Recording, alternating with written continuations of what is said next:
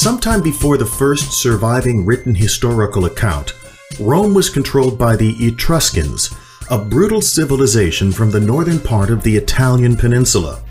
Etruscan kings reigned terror for more than a century until the Romans rebelled and expelled their ruler in 509 BCE. The early Romans were miserable living under a king, so they created a republic, a form of government in which elected officials share power. In place of a king, the Romans elected 2 consuls with equal power. The consuls served for only 1 year and could not be re-elected. The consuls held veto power over one another. Veto means "I forbid" in Latin, the language of the Romans. Neither consul could make a law without the consent of the other. The Romans never wanted power concentrated in one person again. The Roman Senate advised the consuls. Senate is derived from a word meaning elder because many Romans considered the senators to be the oldest and wisest of their people. The consuls and the senators came from the Patrician order, mostly wealthy landowning families believed to have descended from the leaders of the rebellion against the Etruscans.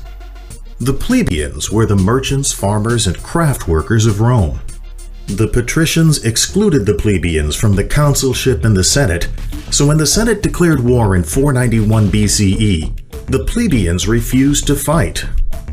A legend says the plebeians withdrew from the city until they were given the right to elect their own leaders. Historians later called this the struggle of the orders. The patricians and the plebeians negotiated a settlement that allowed the plebeians a voice in Roman government. The plebeians elected tribunes, who represented their order against any mistreatment by the consuls or the Senate. Tribunes could veto a law passed by the Senate or the consuls. The Roman word for a chamber or meeting room is camera. The Roman government was bicameral because both the patricians and the plebeians had representatives in the Roman Republic. The struggle of the orders ended in 287 BCE when laws passed by the tribunes were binding for all Romans. The patricians and the plebeians agreed on the Law of 12 Tables in 449 BCE. The 12 Tables were a legal code that everyone could see. Citizens could no longer be charged in secret, and even elected officials were required to follow the law, though an official could not be charged with a crime until after he left office. The patricians and the plebeians shared power in Rome, but a third order had no voice in how they were ruled. They were the slaves. Many people captured in war became slaves. Some were former criminals. Others, very poor Romans, sold themselves and their families into slavery to keep from starving. Roman law considered slaves to be property, so slaves had no legal rights. As many as 1/3 of the Roman people were slaves. The Senate met in the Forum, a marketplace in the valley among the hills that surround Rome. The meetings usually took place outdoors and ended at sunset, so a senator could stop a law from passing by talking continuously until the end of the day. In times of great emergency, the Romans would select a dictator to rule the republic. The dictator had complete control over Rome, but the dictator could serve for only 6 months.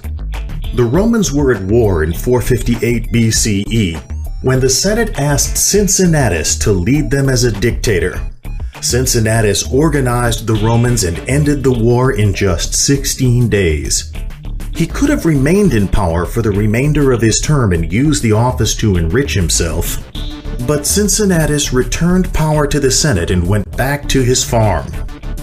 The Roman Republic never officially ended. Powerful leaders such as Julius Caesar and Caesar Augustus began to take authority from senators and tribunes in the 1st century BCE.